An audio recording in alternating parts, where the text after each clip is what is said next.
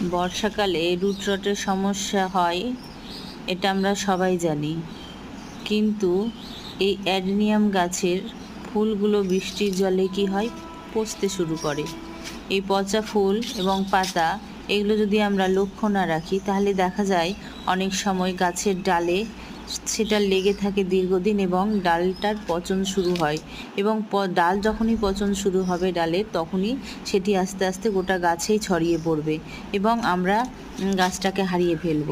সেই জন্য গাছে যত পাতা পচা এবং ফুল পচা থাকবে সেগুলোকে আমাদেরকে ফেলে দিতে হবে, এতে আমাদের গাছটা সুরক্ষিত থাকবে। আর বৃষ্টির দিনে গাছের গোড়াটা একটু চেপে দেখে নেবেন যে গাছটা ঠিক আছে কি না, কারণ অতিরিক্ত বৃষ্টির ফলে রুট রটের সমস্যা হতে পারে। ধন্যবাদ।